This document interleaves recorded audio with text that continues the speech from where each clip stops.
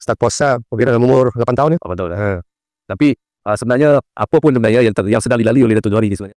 Kacau banget. Dikabarkan malam ini juga AFF dan FAM Malaysia berani singgung Indonesia. Respon PSSI jadi sorotan.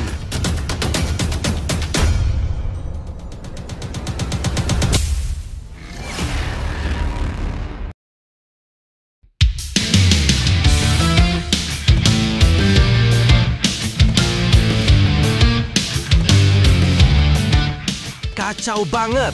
Dikabarkan malam ini juga AFF dan FAM Malaysia berani singgung Indonesia.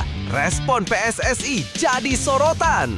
Isu panas kembali mencuat di dunia sepak bola Asia Tenggara.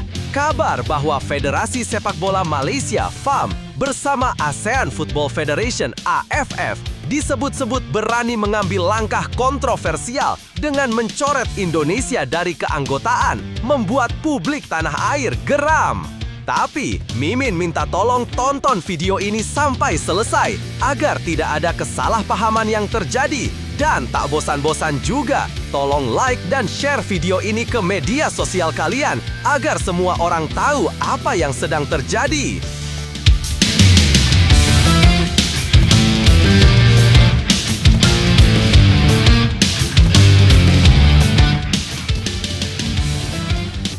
Bagi pecinta sepak bola Indonesia, kabar ini tentu mengejutkan. Pasalnya, Timnas Indonesia selama ini dikenal sebagai salah satu kekuatan besar di kawasan Asia Tenggara. Dukungan supporter yang begitu masif, prestasi yang mulai meningkat, hingga peran penting PSSI dalam memajukan sepak bola kawasan membuat isu pencoretan ini dianggap sebagai langkah yang tidak masuk akal. Meski begitu, PSSI tidak langsung terpancing emosi. Melalui sejumlah pernyataan, Federasi Sepak Bola Indonesia justru memberikan respon berkelas. Alih-alih sibuk memperdebatkan isu yang berpotensi memecah konsentrasi, PSSI menegaskan bahwa fokus utama tetap pada pengembangan timnas nasional dan pembinaan pemain muda. Sikap dewasa PSSI ini mendapat apresiasi dari banyak pihak. Di tengah provokasi yang beredar, PSSI lebih memilih menunjukkan profesionalisme dengan menyiapkan berbagai agenda penting, mulai dari peningkatan kualitas liga, mematangkan program timnas, hingga menjajaki kerjasama internasional yang lebih luas. Tak sedikit pengamat menilai bahwa langkah bijak PSSI ini menjadi jawaban bahwa sepak bola Indonesia kini tidak lagi mudah diganggu dengan manuver politik olahraga. Justru dengan adanya isu ini, dukungan publik semakin menguat untuk mendukung timnas dan federasi. Kini, mata publik tertuju pada bagaimana AFF dan FAM menanggapi balik sikap tenang namun tegas dari Indonesia. Satu hal yang pasti, sepak bola tanah air membuktikan bahwa harga diri bangsa tidak bisa diukur hanya dengan keputusan sepihak, apalagi jika berbau kepentingan sempit. Sementara itu, di sisi lain, Indonesia justru tengah fokus pada pertandingan hidup mati malam ini. Prediksi Indonesia U17 versus Mali U17 di Piala Kemerdekaan 2025. Garuda Asia siap rebut gelar. Pertemuan antara Timnas Indonesia U17 dan Mali U17 di ajang Piala Kemerdekaan 2025 dipastikan menjadi laga penentuan. Pertandingan yang digelar di Stadion Utama Sumatera Utara, Deli Serdang, Senin 18/8/2025, malam pukul 20.30 waktu Indonesia Barat, akan menentukan siapa yang berhak membawa pulang trofi juara. Hingga saat ini, Mali U17 masih memimpin klasemen dengan 6 poin hasil dari 2 kemenangan. Mereka menundukkan Uzbekistan U17 dengan skor telak 5-1, lalu melanjutkan tren positif dengan menaklukkan Tajikistan U17 4-2. Sementara itu, Indonesia U17 yang dilatih Nova Arianto juga menunjukkan performa impresif. Setelah bermain imbang 2-2 melawan Tajikistan di laga pembuka, Garuda Asia bangkit dengan kemenangan 2-0 atas Uzbekistan U17. Hasil itu membuat Indonesia memoleksi 4 poin dan berada di posisi kedua, hanya terpaut 2 angka dari Mali. Karena itu, laga melawan Mali akan menjadi final sesungguhnya bagi Indonesia U17. kemenangan akan memastikan mereka keluar sebagai juara, sedangkan hasil imbang atau kalah akan membuat Mali tetap bertahan di puncak. Menghadapi Mali yang dikenal kuat secara fisik dan teknis, pelatih Nova Arianto menekankan pentingnya mental bertanding. Ia meminta para pemainnya tidak gentar menghadapi lawan, meski Mali datang dengan status finalis Piala Afrika U17 2025. Bagi kami, pertandingan ini seperti final baru. Saya minta para pemain jangan takut, tetap fokus dan punya mental yang kuat, ujar Nova. Ia menambahkan bahwa keunggulan lawan tidak boleh membuat Garuda Asia kehilangan rasa percaya diri. Mali memang tim yang berkualitas, tapi kami juga punya kekuatan sendiri. Kuncinya jangan pernah merasa kalah sebelum bertanding. Nah, sebelum lanjut mendengar berita ini, untuk para netizen, keluarkan satu kalimat pamungkas untuk menanggapi kabar ini. Ayo teman, berikan tanggapan kalian di kolom komentar. Bravo Timnas U17, bravo Nova Arianto, bravo PSSI. Ayo Garuda, buktikan bahwa level kita sudah dunia. Buktikan bahwa kita adalah raksasa Asia, juara Piala Kemerdekaan harga mati. Di sisi lain, jangan lupa juga satu kalimat khusus untuk Nova Arianto CS yang sedang berusaha keras memajukan sepak bola Indonesia. Silahkan tulis di kolom komentar. Ayo terbang tinggi Garuda!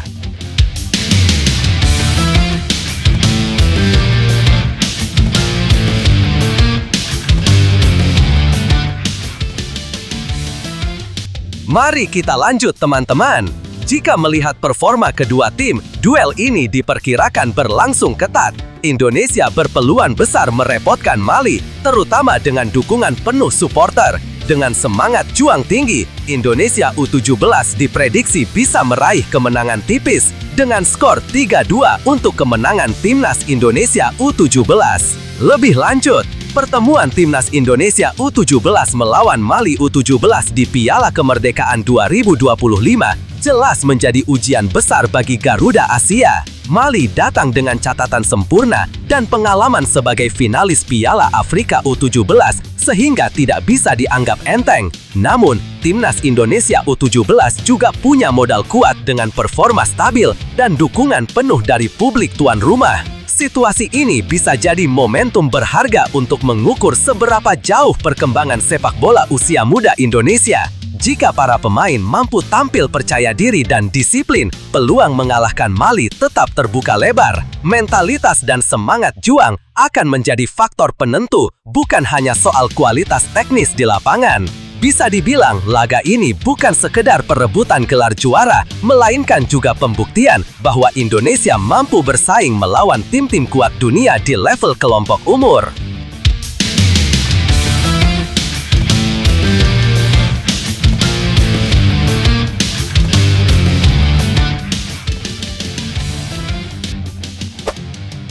Pesan Erick Thohir untuk Timnas Indonesia U23 jelang kualifikasi Piala Asia 2026. Ketua Umum PSSI Erick Thohir memberikan pesan khusus menjelang perjuangan Timnas Indonesia U23 di ajang kualifikasi Piala Asia U23 2026. Ia mengajak seluruh pecinta sepak bola tanah air untuk memberikan dukungan penuh kepada Garuda Muda.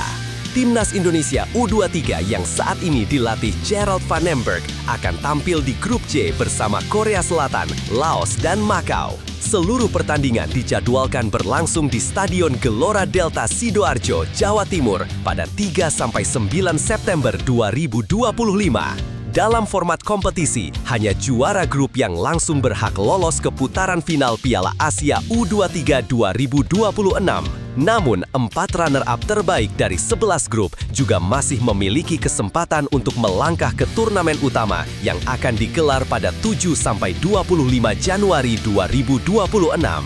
Melalui unggahan di akun Instagram pribadinya, Erick menegaskan pentingnya dukungan publik agar Garuda Muda tampil maksimal. Ia menekankan bahwa kesempatan bermain di kandang sendiri harus dimanfaatkan sebaik mungkin.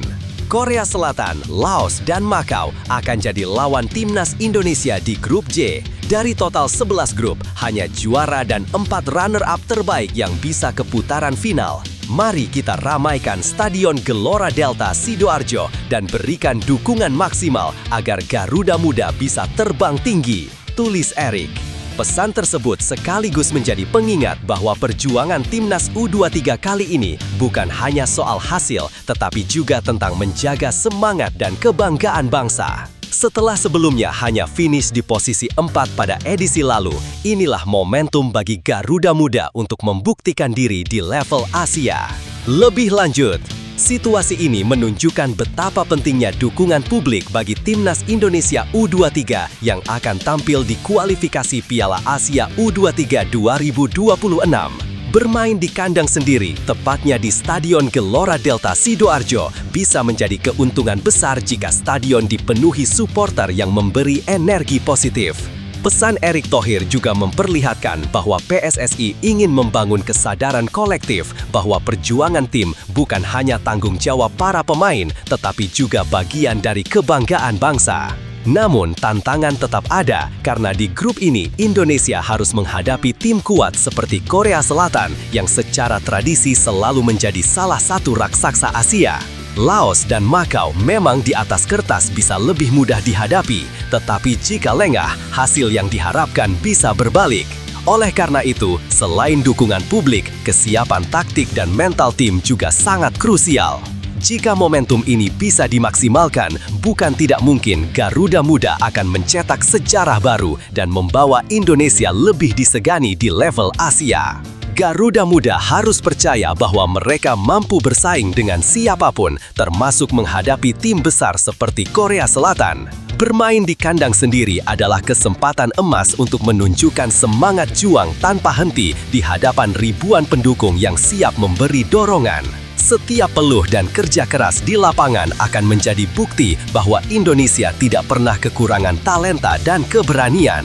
Kegagalan di masa lalu bukan akhir dari segalanya, justru menjadi bahan bakar untuk tampil lebih kuat di kualifikasi ini. Dengan disiplin, kekompakan, dan mental baja, langkah menuju Piala Asia U23 2026 bisa terwujud. Percayalah, dukungan seluruh bangsa Indonesia ada di belakang kalian. Saatnya Garuda Muda terbang lebih tinggi dan membuktikan bahwa mimpi besar bisa menjadi kenyataan.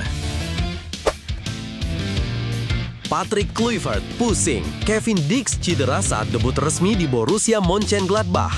Pelatih Timnas Indonesia Patrick Kluivert tengah dibuat khawatir setelah salah satu pemain andalannya, Kevin Dix, mengalami cedera. Insiden tersebut terjadi ketika Dix menjalani debut resminya bersama Borussia Mönchengladbach dalam laga DFB Pokal 2025-2026 melawan Atlas Delmenhorst. Pertandingan yang digelar pada Minggu 17 Agustus 2025 malam WIB itu berakhir dengan kemenangan tipis Mönchengladbach 3-2. Kevin Dix dipercaya turun sejak menit awal, namun debutnya harus ternoda karena cedera yang dialaminya. Cedera menjelang babak kedua. Dix mengalami masalah pada akhir babak pertama dan dinilai tidak memungkinkan untuk melanjutkan pertandingan. Akhirnya, pelatih Gerardo Seoane menggantinya dengan Fabio Chiarodia saat memasuki babak kedua, tepat ketika skor masih imbang 2-2. Hingga kini, pihak klub belum memberikan keterangan resmi terkait kondisi sang pemain. Meski begitu, besar harapan cedera tersebut tidak tergolong serius agar ia bisa segera kembali merumput. Dampak bagi klub dan timnas. Cedera yang dialami Dix tentu menjadi pukulan tersendiri baik bagi Mönchengladbach maupun timnas Indonesia. Bagi klub, mereka membutuhkan kekuatan penuh menjelang Bundesliga 2025-2026 yang akan dimulai pekan depan melawan Hamburger SV pada 24 Agustus 2025. Sementara itu, bagi timnas Indonesia, absennya Dix akan sangat merugikan. Pasalnya, skuad Garuda sudah dijadwalkan menghadapi Kuwait dan Lebanon pada FIFA Matchday September 2025. Lebih jauh lagi, pada Oktober mendatang, Indonesia akan melakoni babak keempat kualifikasi Piala Dunia 2026 Zona Asia, ajang penting yang menentukan langkah Garuda menuju panggung dunia. Kini, baik Mönchengladbach maupun timnas Indonesia sama-sama berharap kondisi Kevin Dix tidak terlalu parah. Kehadirannya sangat dibutuhkan untuk memperkuat lini pertahanan sekaligus menjaga momentum positif yang sedang dibangun tim. Lebih lanjut, Cedera yang dialami Kevin Dix jelas menjadi kabar yang cukup meresahkan, baik untuk Borussia Mönchengladbach maupun timnas Indonesia. Dari sisi klub, tentu saja ini mengganggu persiapan mereka di awal musim Bundesliga karena Dix merupakan rekrutan baru yang diharapkan bisa memberi kontribusi besar. Sementara bagi timnas Indonesia, kondisinya jauh lebih krusial mengingat jadwal padat sudah menanti, mulai dari FIFA Matchday melawan Kuwait dan Lebanon hingga babak keempat kualifikasi Piala Dunia 2026 zona Asia. Situasi ini menjadi ujian bagi Patrick Kluivert dalam menyusun strategi. Jika Dix harus menepi cukup lama, Kluivert perlu menyiapkan alternatif di posisi bek sayap agar permainan timnas tidak kehilangan keseimbangan. Harapan terbesar tentu saja, cedera yang dialami tidak terlalu serius sehingga Dix bisa segera pulih dan kembali memperkuat klub serta Garuda dalam waktu dekat. Situasi cedera yang menimpa Kevin Dix memang bisa membuat cemas, tetapi justru inilah saatnya menunjukkan mental kuat sebagai seorang atlet. Setiap pemain besar pasti pernah melewati fase sulit seperti ini, dan yang terpenting adalah menjaga semangat serta fokus pada pemulihan. Cedera bukan akhir dari perjalanan, melainkan jeda sementara untuk kembali lebih kuat. Untuk timnas Indonesia, momen ini bisa jadi pengingat bahwa kekuatan tim tidak hanya bertumpu pada satu pemain. Justru dengan kondisi ini, pemain lain mendapat kesempatan menunjukkan kualitasnya dan membuktikan bahwa Garuda memiliki kedalaman skuad yang tangguh. Percaya bahwa badai selalu berlalu, dan jika Kevin Dix bisa pulih tepat waktu, ia akan kembali dengan motivasi berlipat ganda, baik untuk klub maupun timnas Indonesia. Guljarkan, absennya Marten Paes, timnas Indonesia waspada. Kiper utama timnas Indonesia, Marten Paes, kembali jadi sorotan setelah tidak masuk skuad FC Dallas dalam 2 laga beruntun Major League Soccer MLS 2025. Terbaru, ia absen saat timnya menghadapi Austin FC di Q2 Stadium pada Minggu 17 Agustus 2025 yang berakhir dengan skor imbang 1-1. Nama Paes sama sekali tidak tercantum, baik di daftar starter maupun cadangan. Hal ini sontak menimbulkan tanda tanya besar, mengingat sebelumnya ia juga tidak tampil saat Dallas melawan Portland Timbers pada 10 Agustus lalu. Tanpa kehadiran kiper berusia 27 tahun itu, Dallas kembali harus puas berbagi poin. Sejak bergabung dari FC Utrecht, Paes dikenal sebagai pilar utama di bawah Mister Gawang. Konsistensinya membuat absennya terasa sangat mencolok. Wajar bila publik langsung ramai berspekulasi, mulai dari dugaan adanya masalah pribadi, kemungkinan transfer, hingga negosiasi dengan klub lain. Namun, rumor tersebut akhirnya terjawab. FC Dallas melalui akun resminya di media sosial X mengumumkan bahwa Paes tengah mengalami cedera pada bagian atas kakinya. Meski demikian, klub belum bisa memastikan kapan sang penjaga gawang dapat kembali merumput. Kondisi ini jelas menjadi perhatian serius bagi timnas Indonesia. Paes yang baru saja menyelesaikan proses naturalisasi digadang-gadang sebagai pilihan utama di bawah Mister Garuda. Performa stabilnya bersama klub sangat penting agar tetap siap saat memperkuat tim nasional di berbagai ajang internasional. Absennya Paes juga menambah beban FC Dallas yang sedang berjuang di papan atas MLS. Para penggemar berharap ia segera pulih agar bisa kembali menjaga pertahanan tim tetap solid. Meski kabar resmi telah keluar, spekulasi soal masa depan Paes belum sepenuhnya mereda. Banyak yang bertanya-tanya, apakah cedera ini hanya masalah sementara atau ada faktor lain yang membuatnya menepi cukup lama. Satu hal yang pasti, Marten Paes kini menjadi pusat perhatian baik di Amerika Serikat maupun di Indonesia. Bagi timnas, situasi ini jadi pengingat penting untuk menyiapkan alternatif kiper andal jika sewaktu-waktu harus bermain tanpa kehadirannya. Lebih lanjut, absennya Marten Paes tentu membawa kekhawatiran tersendiri baik bagi FC Dallas maupun timnas Indonesia. Sebagai kiper utama yang baru saja menyelesaikan proses naturalisasi, Paes bukan hanya sekedar pemain biasa, melainkan figur penting yang diharapkan bisa menjadi tembok terakhir Garuda di berbagai ajang internasional. Cedera yang dialaminya membuat banyak pihak cemas karena konsistensi performa di level klub akan sangat mempengaruhi kualitasnya saat membela tim nasional. Bagi FC Dallas, kehilangan sosok penjaga gawang andalan di tengah persaingan ketat MLS jelas merugikan. Tim harus segera menemukan solusi agar stabilitas pertahanan tidak terus terganggu. Sementara itu, bagi timnas Indonesia, situasi ini menjadi alarm untuk segera menyiapkan opsi alternatif di bawah Mistar. Bergantung pada satu pemain saja bisa berisiko besar, terlebih jika faktor cedera kembali terjadi di momen-momen penting. Meski begitu, cedera adalah hal yang lumrah dalam dunia sepak bola.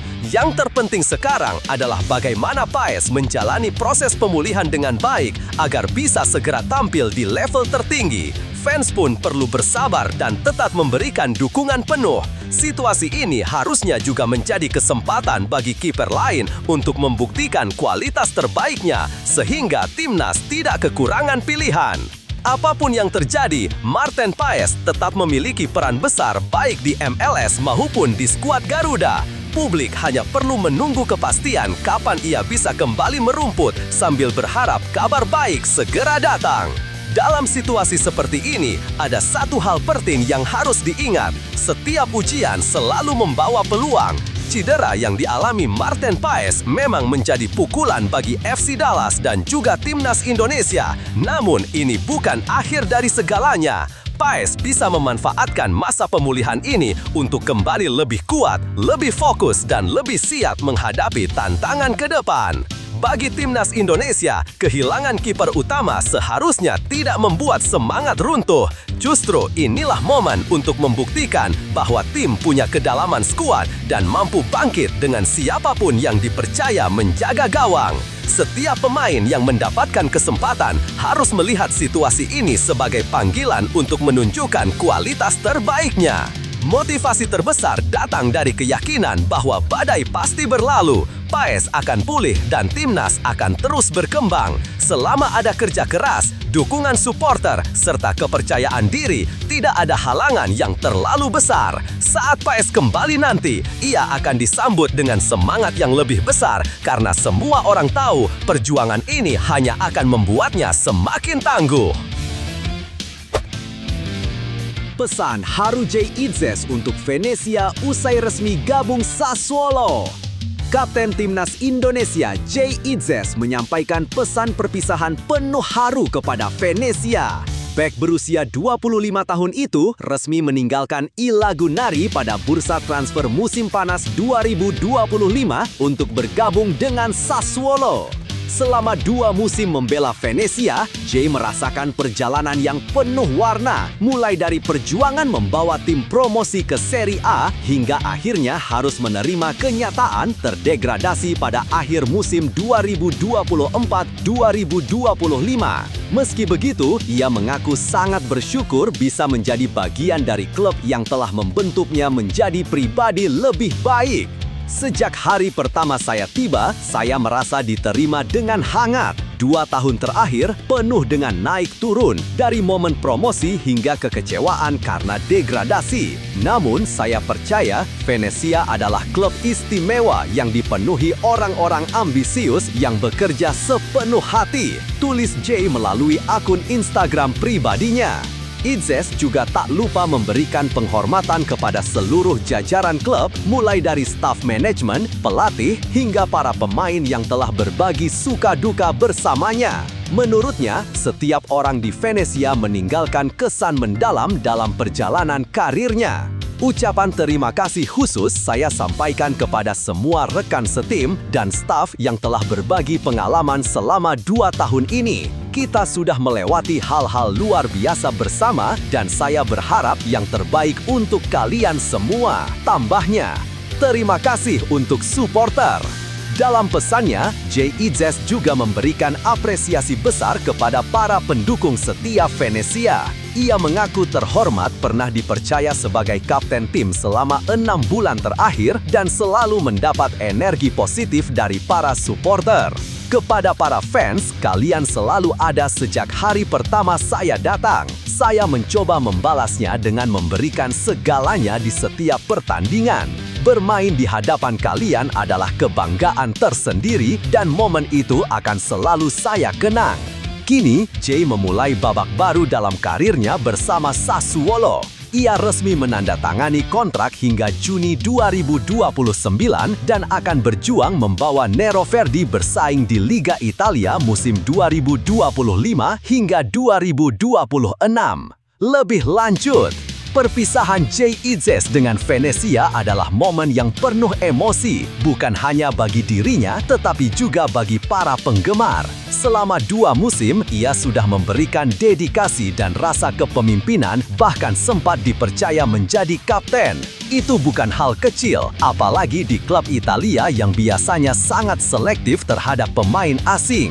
Ucapannya yang penuh rasa hormat menunjukkan bahwa ia memang sosok profesional dan rendah hati. Bagi timnas Indonesia, kepindahan Jay ke Sassuolo tentu menjadi kabar baik. Ia akan bermain di level yang lebih kompetitif dan itu bisa mengasah kualitasnya, terutama menghadapi lawan-lawan kelas dunia di Serie A. Semakin tinggi level permainan seorang pemain, semakin besar pula pengalaman dan mentalitas yang bisa dibawa ke tim nasional. Bagi fans Venezia, kepergian Jay mungkin menyisakan kekecewaan karena mereka kehilangan seorang pemimpin di lapangan. Namun, di sisi lain, rasa bangga pasti tetap ada karena pernah memiliki pemain yang kini melangkah ke tahap lebih tinggi dalam karirnya. Situasi ini pada akhirnya menunjukkan bahwa sepak bola adalah perjalanan penuh perpisahan dan pertemuan. Jay Itzes sudah menutup 1 bab bersama Venezia dan kini membuka babak baru dengan Sassuolo. Yang terpenting, ia tetap membawa semangat yang sama, bermain sepenuh hati untuk klub maupun timnas Indonesia. Kisah Jay Itzes bisa jadi inspirasi besar bagi pemain Indonesia lainnya. Ia menunjukkan bahwa kerja keras, dedikasi, dan keberanian untuk mengambil langkah baru dapat membuka jalan ke level yang lebih tinggi dalam karirnya.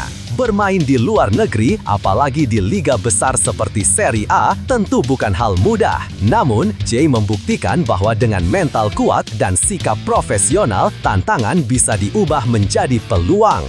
Untuk para pemain Indonesia, jangan pernah ragu bermimpi besar. Jangan puas hanya dengan tampil di kompetisi lokal, karena pengalaman di luar negeri akan membentuk kualitas dan mental juang yang berbeda. Perjalanan mungkin tidak selalu mulus, akan ada pasang surut, tetapi setiap proses itulah yang akan membuat semakin matang. Motivasi juga datang dari kenyataan bahwa dunia kini mulai melirik pemain Indonesia. Artinya, kesempatan itu ada, hanya tinggal bagaimana setiap pemain mau bekerja keras, disiplin, dan menunjukkan bahwa talenta dari Indonesia juga bisa bersaing di level internasional. Jay Itzes telah membuka jalan dan akan sangat membanggakan bila semakin banyak pemain Indonesia yang berani mengikuti jejaknya. Tidak hanya untuk karir pribadi, tetapi juga untuk mengangkat nama bangsa di panggung sepak bola dunia. Reaksi Emil Audero usai Cremonese tersingkir dari Coppa Italia 2025-2026. Penjaga gawang timnas Indonesia, Emil Audero Mulyadi, menunjukkan sikap berkelas meski tim barunya Cremonese harus angkat koper lebih cepat dari Coppa Italia 2025-2026. Ia memilih untuk tidak larut dalam kekecewaan dan justru menekankan pentingnya melihat sisi positif dari hasil tersebut. Cremonese tersingkir setelah kalah dari Palermo melalui adu penalti dengan skor 0-0-4-5 pada laga putaran pertama yang digelar di Giovanni Zini Stadium Cremona Minggu 17/8/2025 dini hari WIB. Hasil itu memastikan perjalanan Cremonese di turnamen pendamping Serie A harus berakhir lebih awal. Meski demikian, Emil menilai pertandingan tersebut sebagai sebuah ujian yang berharga. Kiper berusia 28 tahun itu menilai timnya menunjukkan perkembangan positif meski masih banyak yang harus dibenahi sebelum Serie A musim 2025-2026 dimulai. Ini adalah ujian yang baik jika melihat permainan selama 90 menit. Kami mampu bertahan dengan cukup baik. Palermo merupakan tim yang agresif dalam menyerang. Kondisi lapangan memang tidak ideal yang membuat umpan akhir kadang tidak maksimal, ujar Emil dikutip dari laman resmi klub Senin 18/8/2025. Secara keseluruhan kami bermain cukup bagus, masih ada banyak hal yang bisa diperbaiki, tapi saya tidak akan mengatakan kalau kami tampil buruk, tambahnya. Fokus ke Liga Italia. Emil tak menampik rasa kecewa karena Cremonese harus gugur di babak 32 besar. Namun ia menegaskan kekecewaan tersebut tidak boleh berlarut. Menurutnya, fokus utama kini adalah laga perdana di Serie A. Sekali lagi, ini memang mengecewakan, tetapi kami sudah menunjukkan banyak hal positif. Ada beberapa aspek yang perlu ditingkatkan dan mulai Senin kami akan mempersiapkan diri sebaik mungkin menyambut Liga, tegas Emil. Ujian berat langsung menanti Cremonese di pekan pertama Serie A 2025-2026. Emil Audero dan rekan setimnya akan bertanding ke San Siro untuk menghadapi AC Milan pada 24 Agustus 2025. Lebih lanjut, kondisi yang dialami Emil Audero bersama Cremonese sebenarnya cukup wajar untuk tim yang masih dalam tahap membangun kekuatan.